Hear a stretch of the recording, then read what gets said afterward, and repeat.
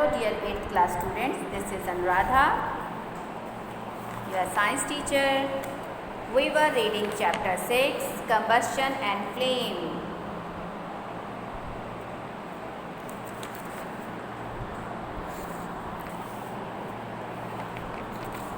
We had read types of combustion yesterday. Today we are going to read flame.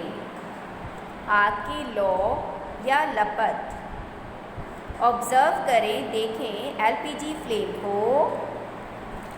क्या आपने घर पर mummy को काम करते देखा है? आपने देखो इस तरह से एलपीजी को बर्न होते देखा होगा।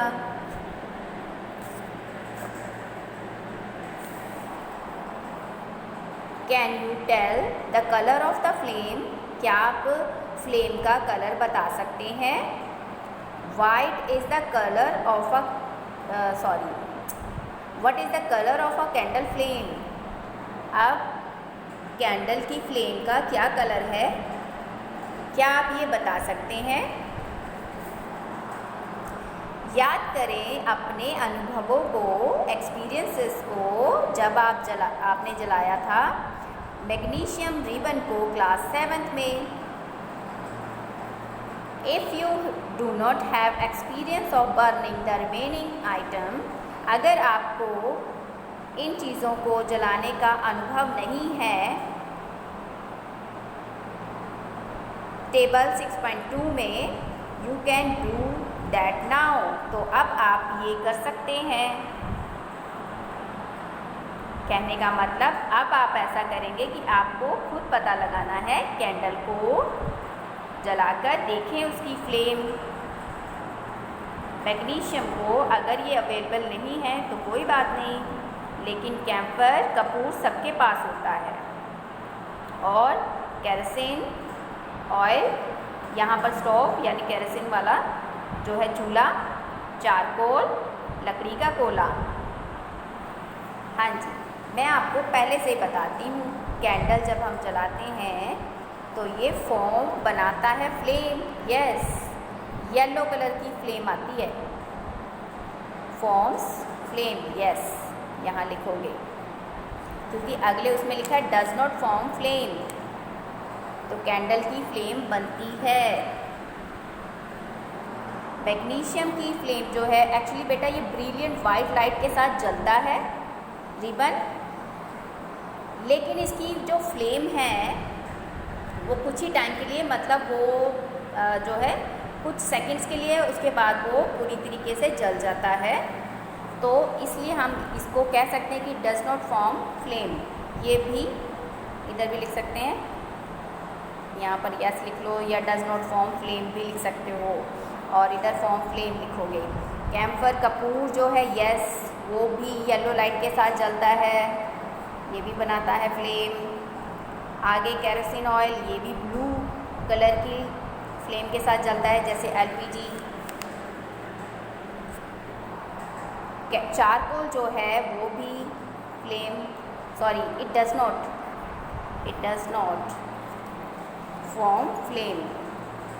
अगर आपने लकड़ी के कोले को जलाया है तो वो भी मैग्नीशियम की तरह जलता तो ज़रूर है, राख में बदल जाता है, लेकिन उसके अंदर फ्लेम जो है, लो लपट इस तरह से निकलती हुई नहीं रहती है ना।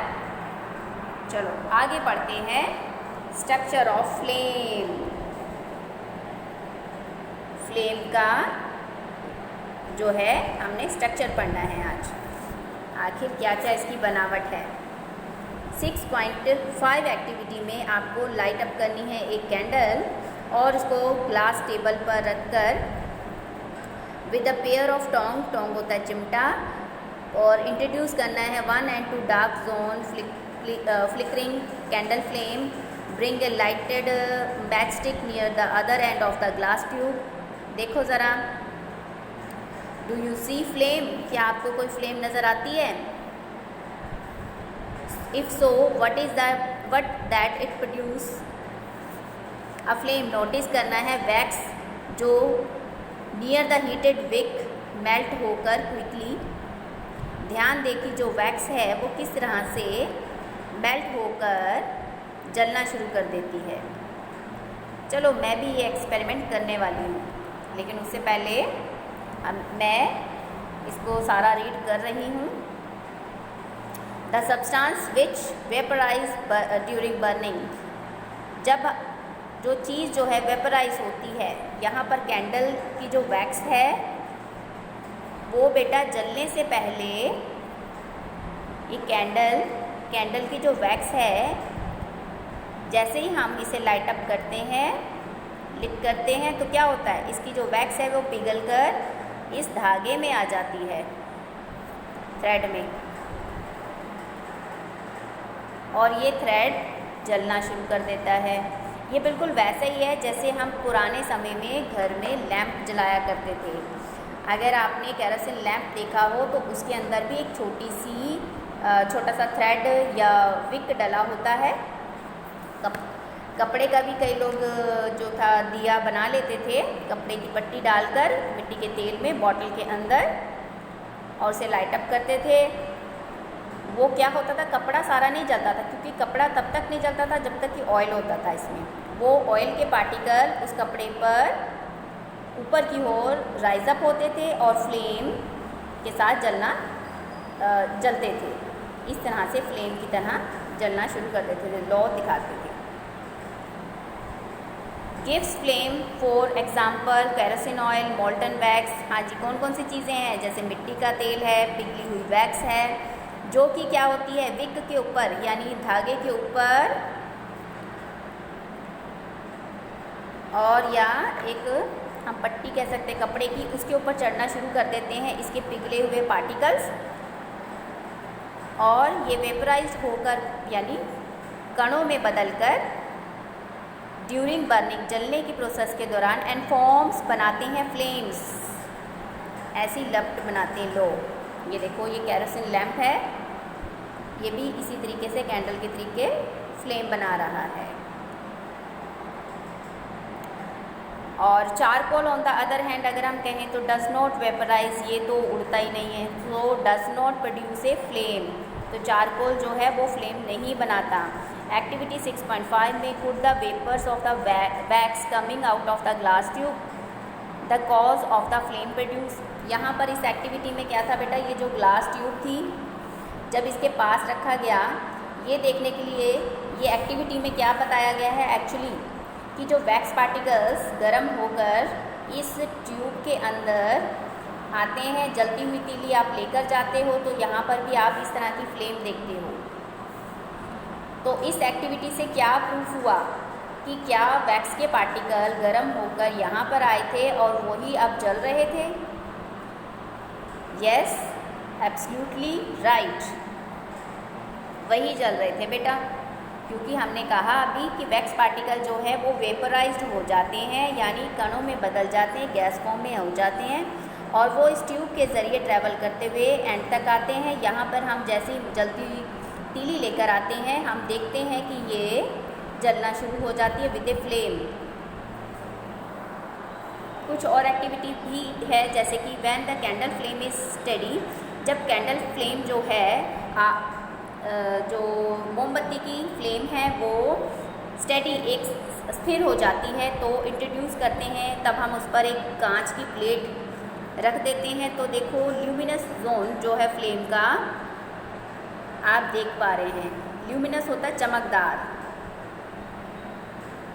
जो है क्षेत्र देख पाते हैं फ्लेम का। होल्ड करें थोड़ी देर उसे टोंग की मदद से, चिमटे से 10 सेकंड के लिए, तो आप देखेंगे, रिमूव करें, आप क्या देखते हैं, देखो जाहिर है इसके ऊपर ब्लैक आप कार्बन नोटिस करेंगे।